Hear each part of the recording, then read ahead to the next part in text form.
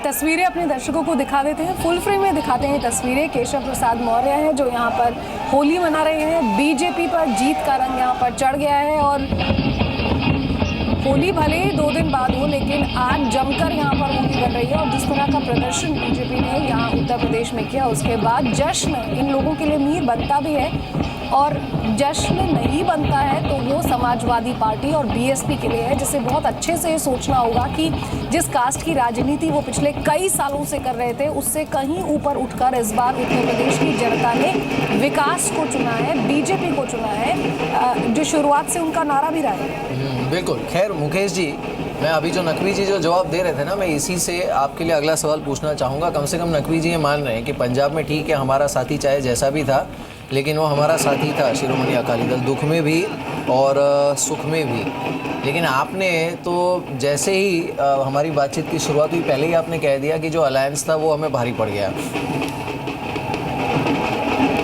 चलिए सर, उनसे संपर्क ही टूट गया फिलहाल।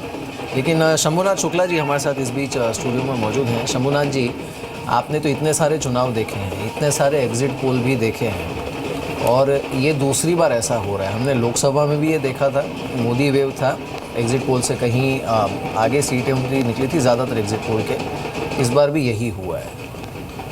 देखिए, 2014 में भी नरेंद्र मोदी ही एक तरह से बीजेपी को लीड कर रहे थे और बीजेपी के चेहरा थे। इसे जाहिर है वो चुनाव नरेंद्र मोदी के नाम पे लड़ा गया था, लोगों में उत्साह था। उस समय मैंने देखा था लोकसभा में, यूपी में, कि जहाँ जहाँ लोग मोदी को जानते नहीं हैं लेकिन ये कह रहे थे कि हम मोदी को वोट देंगे, यानी जो उनका प्रत्याशी है वहाँ पे लोकसभा, उसके बारे में कोई जानकारी नहीं है। कुछ प्रत्याशी ऐसे थे जैसे मुरली मनोहर जोशी कानपुर से लड़ रहे थे, वो तो गए ही नहीं और चुनाव जीत गए। तो इसे नहीं कि अपने नाम से जीते, इसे लोगों का मन बना लिया था नरेंद्र मोदी के साथ जाएंगे। शायद गुजरात मॉडल उनको भा रहा था, इस बार भी यही हुआ। कोई भाजपा का प्रत्याशी कौन है? भाजपा का प्रत्याशी देखिए, अगर आप टैली लीजिए तो सबसे ज़्यादा दागी प्रत्याशी कहीं दिखाई पड़ रहे हैं तो बीजेपी के दिखाई पड़ते हैं। सबसे ज़्यादा पैसे वाले प्रत्याशी कहीं दिखते हैं तो बीजेपी के दिखते हैं। तो आखिर लोग जानते नहीं थे कौन है हमारा प्रत्याशी। मुझे याद है, मैं जब ये विधानसभा चुनाव शुरू हुआ तो मैंने सहारनपुर से कासगंज तक का एक दौरा किया और फिर मथुरा होकर लौटा।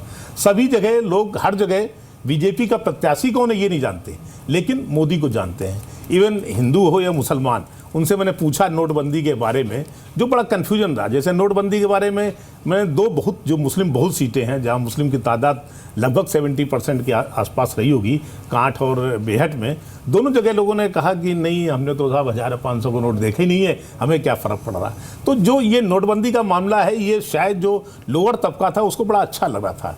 जो ज़्यादातर वोटर गाँव में रहता है उसको लगता है कि हम तो नहीं, इसमें तो वो तबका भी परेशान हुआ। उनके वोट शेयर में भी दिख रहा है तो जो इतना बड़ा है। वो देखिए, गांव का जो तबका है वो ज़्यादा शायद वोट कर रहा है, क्योंकि उसको लगा कि नोटबंदी जो है उसके कारण वो तबका पिसा जो हम नहीं है। दूसरा अनिल, इनफैक्ट इसमें और एक चीज़ आप ये भी देखिए आप कि फेस वाइज एक बार फिर से यूपी का टैली देखते हैं, जहाँ पर 7 चरणों में चुनाव हुआ। आप फेस वाइज भी देखिए, जो शुरुआती एनालिसिस था या फिर शुरुआती जो ग्राउंड जीरो रिपोर्ट्स आई थी, I think they all got it wrong, because उसमें तो क्लियरली ये कहा जा रहा था कि बीजेपी को बड़ी दिक्कत है और इसीलिए मिस्टर मोदी क्राइसिस मोड में जाकर जो आखिरी जो चरण थे उसमें इतना हैवी फोकस कर रहे थे। तो वो भी गलत साबित हुआ। मुझे लगता है हम लोगों का जो एक आंकलन था, हम लोगों से मेरा मतलब है पूरे मीडिया का, बाकी और लोगों का भी पॉलिटिकल एनालिसिस जो लोग करते हैं, कि सब हर फेज के बाद एक ट्रेंड बदला है। मुझे लगता है वो भी एक गलत प्रूव हुआ है। ये एक पैन यूपी ट्रेंड रहा है जो फर्स्ट फेज से लेकर बनारस तक गया। हो सकता है बनारस में मोदी जी ने बहुत टाइम दिया, 3-4 दिन रुके वहाँ पे, और ट्रेंड शायद जो चला वो और स्ट्रेंथन हो गया वहाँ पे। मैं बिल्कुल आपसे एग्री करता हूँ, फेज बाय फेज चेंज होने का या स्ट्रेटजी बदलने का, स्ट्रेटजी तो बदली गई थी, डेवलपमेंट से लेके कहाँ तक बीजेपी की स्ट्रेटजी गई वो तो एक फैक्ट है, लेकिन वो भी उनको सूट की। कहने का ये मतलब है अगर शायद स्ट्रेटजी ना बदलते, वही डेवलपमेंट पे चलते, तो भी शायद यही रिजल्ट रहता। एक बार फिर मुख्तार अब्बास नकवी के पास यहाँ पर चलते, लेकिन वो हमारे साथ इस समय यहाँ पर नहीं है। एक बार दोबारा से ट्रेंड्स यहाँ पर देख लेते हैं। 4th फेज के जो ट्रेंड्स हैं वो आपके सामने हैं। यहाँ पर समाजवादी पार्टी 5, बीएसपी 3 और यहाँ भी बीजेपी ने बढ़त यहाँ पर बनाई है। और 7 फेजेस के अगर आप नंबर्स यहाँ पर देखें तो साफ पता चलता है यहाँ पर कि बीजेपी कहीं ना कहीं 300 के जो मेरे साथ मेरे सहयोगी प्रकाश यहाँ पर बता रहे हैं कि बीजेपी ऑफिस में क्या कुछ माहौल है, कैसे यहाँ पर सेलिब्रेशंस हो रही है, क्या कुछ बड़े नेता यहाँ पर कर रहे हैं, सुनिए। जिस तरीके से उत्तर प्रदेश में, उत्तराखंड में बीजेपी को भारी बहुमत मिलती दिख रही है और अभी शुरुआती रुझानों के बाद आप देखिए बीजेपी दफ्तर के बाहर सेलिब्रेशन शुरू हो गया है।